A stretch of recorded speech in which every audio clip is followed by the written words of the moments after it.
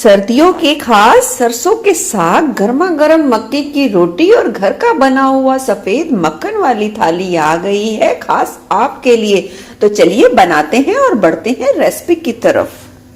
सरसों का साग पहले हम बना के तैयार करेंगे, उसकी तैयारी करेंगे। तो ये 1 किलो के करीब हैं सरसों के पत्ते। सरसों के पत्तों के मैंने एक्स्ट्रा जो डंठल होते हैं उन्हें निकाल लिया है। अच्छे तरीके से इन सरसों के पत्तों को साफ कर लिया है और साफ करके खुले पानी में अच्छे तरीके से धो लिया है। साग बनाए तो उसे अच्छे तरीके से धोएं, क्योंकि उनके पत्तों में मिट्टी बहुत होती है, इस बात का ध्यान रखें। यहाँ मैंने 1 किलो के करीब सरसों के पत्ते लिए हैं, तो उसका आधा मैंने यहाँ पालक ली है। पालक के भी एक्स्ट्रा डंठल को निकाल के उसे अच्छे तरीके से धो लिया है। इतने साग के लिए यहाँ मैंने 150 ग्राम के करीब मेथी ली है। मेथी को भी अच्छे तरीके से धो लिया है। साथ एक छोटी मुट्ठी के करीब हरा धनिया लिया है। 8 से 10 ली है हरी मिर्चें, और ये लिया है घिसा हुआ, मोटा घिसा हुआ अदरक और लहसुन लिया है। ये लगभग 1 से 1.5 इंच के करीब अदरक है जिसे घिस कर लिया है, और 10 लहसुन की कलियां हैं। आप अपने टेस्ट के अनुसार हरी मिर्चें, अदरक और लहसुन की मात्रा थोड़ा सा कम ज्यादा भी कर सकते हैं। अब सभी चीजों को मैंने धो लिया है। अब इन्हें थोड़ा मोटा मोटा काट लेंगे, ज्यादा साग को बारीक काटना नहीं है। और एक बात का ध्यान रखें, साग को पहले साफ करें और फिर उसे अच्छे तरीके से धोएं और फिर काट के साग के लिए तैयार करें। चलिए, साग को हमने साफ काट के रख लिया है, ले लिया है पकाने के लिए कुकर, और डाल देंगे इतने साग के लिए 1.5 चम्मच के करीब नमक, डाल देंगे 1 छोटा कप के करीब पानी। 1 छोटा कप के करीब पानी का इस्तेमाल करना है, इस बात का ध्यान रखें। और डाल देंगे ये सारा कटा हुआ साग, अच्छे तरीके से फैलाते हुए और थोड़ा सा दबाते हुए डाल देंगे। एक बार में साग नहीं आएगा, हम इसे हल्का सा थोड़ा सा पका लेंगे और वो नीचे चला जाएगा। उसके बाद हम बचा हुआ साग भी डाल देंगे। डाल दी है कटी हुई हरी मिर्चें, साथ में डाल देंगे घिसा हुआ अदरक और लहसुन। अभी थोड़ा सा पकाएंगे और बचा हुआ और डालेंगे। साग थोड़ा सा पकना शुरू हो गया है और इस तरीके से ये नीचे नीचे की तरफ चला जाएगा थोड़ा सा दबाने से। अब डाल देंगे बचा हुआ सारा साग।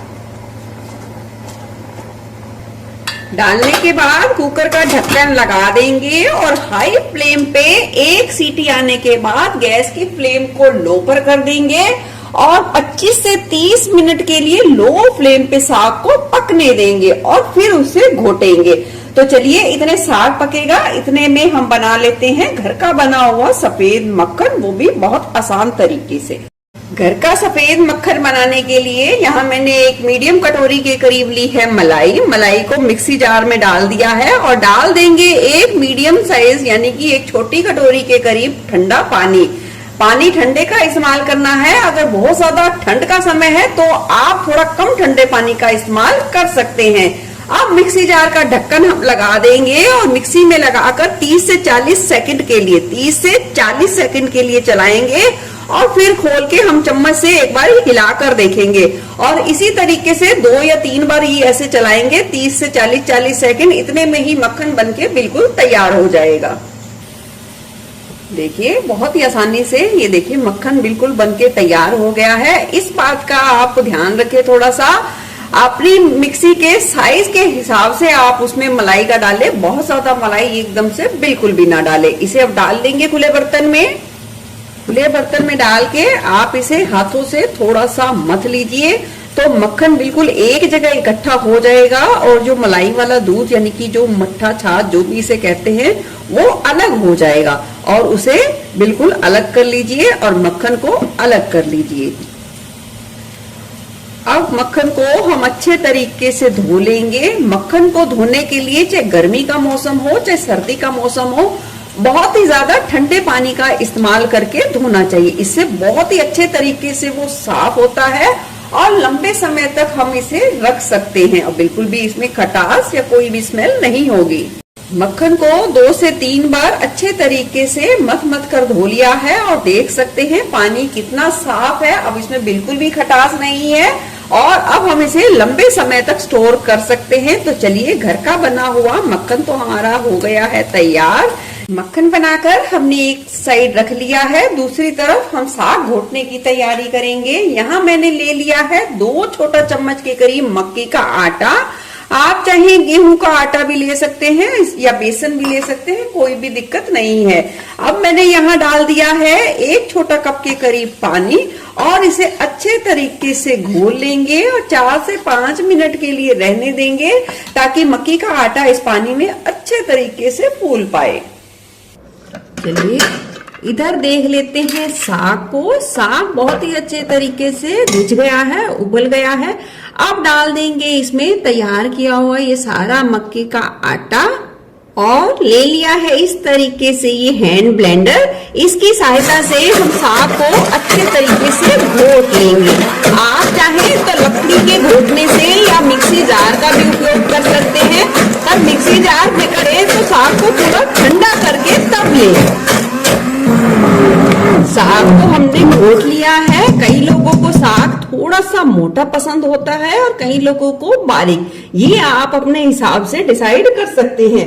और साग को घोटने से पहले इस बात का ध्यान रखें, अगर इसमें एक्स्ट्रा पानी है तो पहले आप उसे निकाल लें और जरूरत के हिसाब से आप उसी पानी को इस्तेमाल करें। अगर कम है तो पानी को थोड़ा सा गर्म करके इसमें ऐड करें। अब साग को हमने फिर से गैस चला के रख दिया है और गैस की फ्लेम को लो पर कर देंगे और साग को अच्छे तरीके से पकने देंगे ताकि मक्की जो डाली है यानी कि आटा डाला है उसका कच्चापन अच्छे तरीके से दूर हो जाए और साग के सारे फ्लेवर बहुत ही अच्छे तरीके से उभर कर आए। बीच बीच में से आप ध्यान पूर्वक ढक्कन उठाकर साग को चलाते रहें क्योंकि ये बहुत उफनता है, इस बात का ध्यान रखें और ढक्कन को सावधानी के साथ उठाएं और साग को सावधानी के साथ चलाएं। 10 से 12 मिनट का समय लग सकता है साग को अच्छे तरीके से रिझने में। वो पकेगा, इसकी क्या पहचान है, कुकर के तले पे थोड़ा थोड़ा सा लगना शुरू हो जाएगा। जैसे ही हल्का हल्का लगने दे यानी लगे तुरंत ही गैस की फ्लेम को बंद कर दे, इसका मतलब साग घुट के बिल्कुल बहुत ही अच्छे तरीके से तैयार है। लगभग 15 मिनट के करीब मैंने साग को अच्छे तरीके से पकाया है घोटना लगाने के बाद और कुकर के तले पे हल्का हल्का सा लगना शुरू हो गया है। कुकर के तले पे या जिस भी बर्तन में आप घोट के बनाएं उस पे थोड़ा सा तले पे लगना बहुत जरूरी है, उससे यही पहचान है कि साग आपका बहुत ही बढ़िया बनके तैयार होगा। हल्का हल्का सा ही लगना शुरू हो तुरंत ही गैस की फ्लेम को बंद कर देंगे और अब हम इसे लगाएंगे तड़का। आपसे एक बात और कहना चाहूंगी, अगर आपके पास समय है तो आप एक दिन पहले बना के रखिए या 4-5 घंटे पहले बना के रखिए और फिर तड़का लगाइए। जो टेस्ट आएगा उभर कर आप कहेंगे मुझे किसी को भी नहीं देना, सारा साग मुझे ही अकेले खाना है। अगर आपके पास समय है तो इस टिप्स को जरूर अपनाएं। तो चलिए अब लगा लेते हैं साग को तड़का। तड़के के लिए कढ़ाई में डालेंगे 1 बड़ा कड़छी घी जैसे ही डालेंगे गरम होगा और डालेंगे यहाँ 1 चम्मच के करीब खड़ा धनिया जिसे हम हाथों से थोड़ा सा रगड़ कर डाल देंगे। खड़ा धनिया थोड़ा सा चटकने के बाद डाल देंगे हम कटा हुआ प्याज को गुलाबी होने तक भुनेंगे। प्याज गुलाबी भुनने के बाद डाल देंगे कटे हुए टमाटर। अब टमाटर को तड़के में नरम होने तक पका लेंगे। टमाटर नरम होने के बाद डाल देंगे इसमें स्वाद के अनुसार लाल मिर्च पाउडर और इसे भी मिला देंगे और कुछ सेकंड के लिए तड़के को भुनेंगे। भुनने के बाद डाल देंगे थोड़ी सी कटी हुई फ्रेश मेथी, आप चाहें तो कसूरी मेथी का भी इस्तेमाल कर सकते हैं, थोड़ा सा धनिया पत्ता और मिला देंगे। अब डाल देंगे तड़के के हिसाब से सरसों का साग। जितनी आपको रिक्वायरमेंट है उतना ही फ्रेश तड़का लगाएं। अच्छे तरीके से मिलाकर लो फ्लेम पे 8 से 10 मिनट के लिए इस तड़के में साग को रिझने देंगे। 8 से 10 मिनट बाद देख सकते हैं साग की रंगत।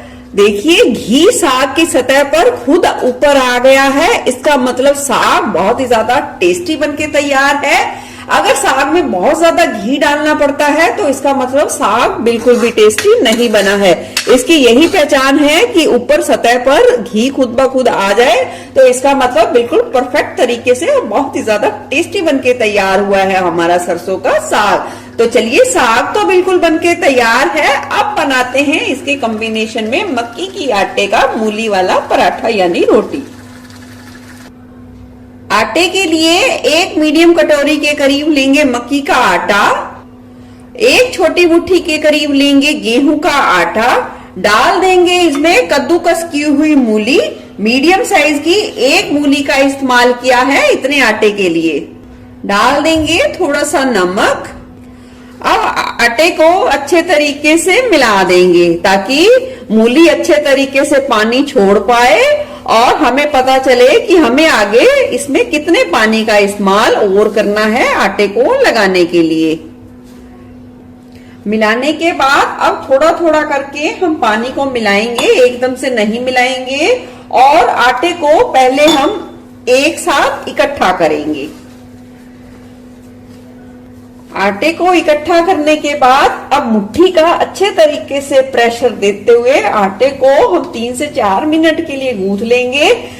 जब तक अच्छे तरीके से गूंथेंगे, जब तक बिल्कुल एक साथ ना हो जाए, यानी कि बिल्कुल ही इकट्ठा ना हो जाए। और ये गूंथने की यही पहचान है, वो अपने वजन से थोड़ा सा लाइट वेट का हो जाएगा और बिल्कुल ही नरम हो जाएगा। तो हमें 3 से 4 मिनट का समय लगेगा अच्छे तरीके से गूंथने में। आटा बिल्कुल अच्छे तरीके से गूंथ के तैयार है और ये देखिए परात बिल्कुल साफ है, बिल्कुल भी नहीं चिपका। ये भी अच्छे तरीके से पहचान है आटा के लगने के लिए। इसे आप 3 से 4 मिनट के लिए रेस्ट दे सकते हैं, ज्यादा रेस्ट बिल्कुल ना दीजिए।